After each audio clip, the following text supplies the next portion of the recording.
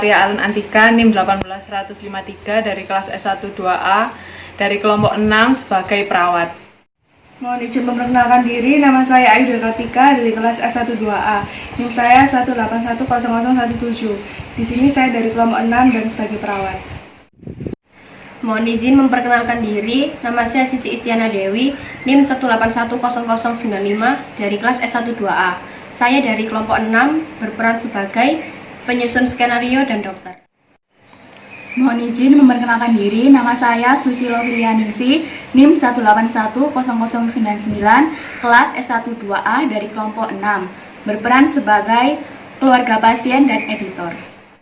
Mohon izin memperkenalkan diri, nama saya Giovanni Calvin Subroto, NIM 1810043 dari S1 2A, kelompok 6, berperan sebagai pasien.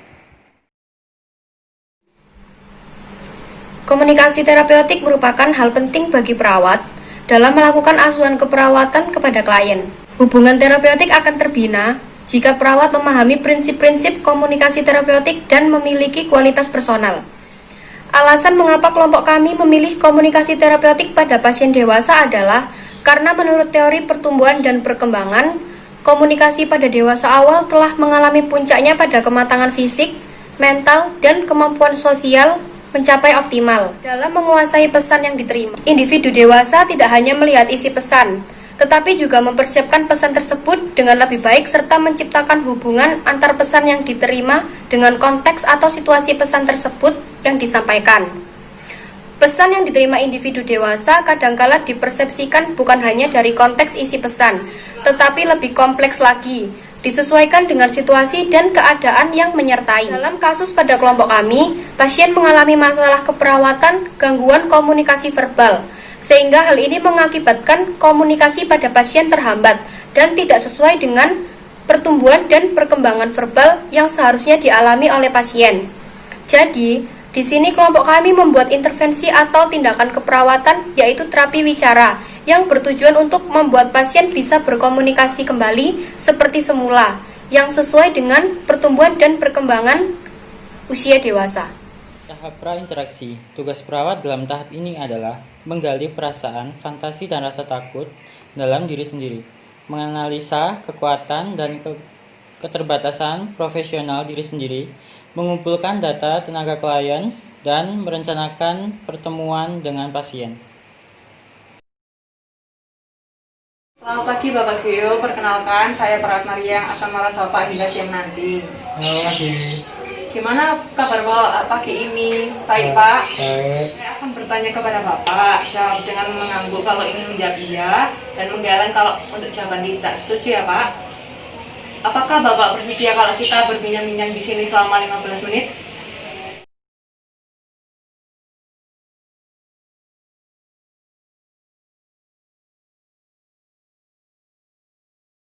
Selamat pagi Bapak Ibu, perkenalkan saya perawat Ayu.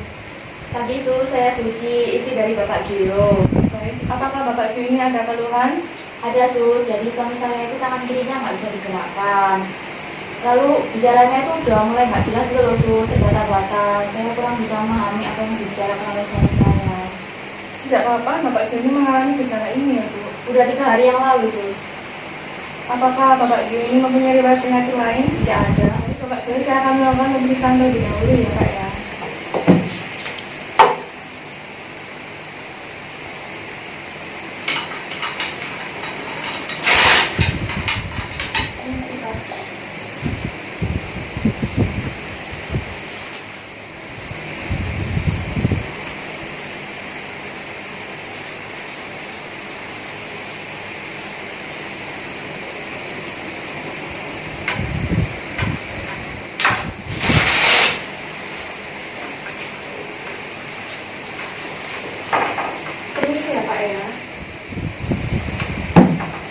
Baik, untuk Bapak Gio ini tensinya itu 130/110 dan untuk pernapasannya itu 20 kali per menit, suhunya 36,3 derajat.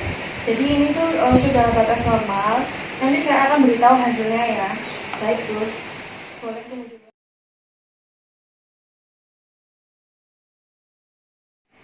Pagi Bu Suci, Pak Gio. Pagi Dok. Jadi tadi menurut hasil pemeriksaan Bapak Gio ini mengalami stroke ringan ya Pak ya, ya Bu ya. Dan masalah utamanya itu ada pada gangguan komunikasi verbal.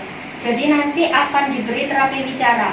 Apakah Bapak Ibu bersedia? Iya, bersedia. Jadi Bapak Gio kan mengalami stroke ringan. Salah satu akibatnya itu Bapak mengalami kesulitan untuk bicara. Saya melihat Bapak tampak gelisah karena orang lain tidak mengerti apa yang Bapak maksudkan. Sekarang saya akan memberitahu Bapak cara agar apa yang Bapak maksudkan bisa dimengerti oleh orang lain. Apakah Bapak mau? Bapak, hari ini kita akan belajar untuk pembicaraan yang sederhana dulu ya. Sekarang coba Bapak ikuti apa yang saya ucapkan. A, I, U, E, O.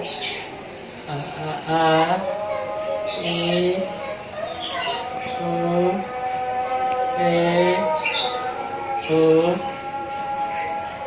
Coba saat Bapak menyebutkan huruf A, mulutnya Bapak dibuka selebar Bapak yang mampu.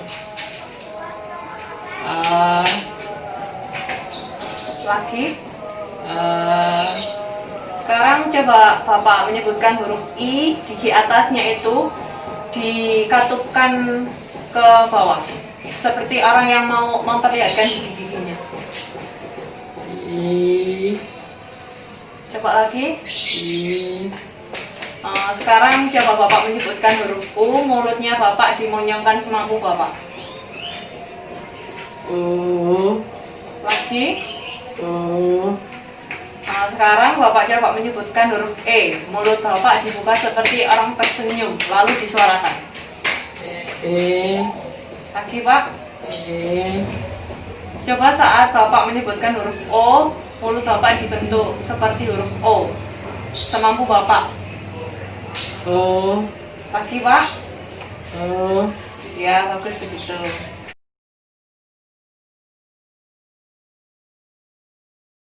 Pak, tadi kan kita sudah belajar bicara. Apakah Bapak senang? Sekarang coba Bapak ulangi kata-kata yang sudah saya sebutkan tadi. A, I, U, E, O. Ya, bagus. Saya dengar kata-kata Bapak yang sudah diucapkan semakin jelas. Bapak latihan terus ya. Sesuai jadwal, kita akan bicarakan cara berkomunikasi secara tertulis ya Pak. Dan juga kita melanjutkan latihan bicara hari ini, Bapak setuju? Baiklah, kalau begitu besok kita akan bertemu di sini lagi pukul 9 ya, di pavilion 7. Sekarang mari saya antarkan Bapak kembali ke ruangan.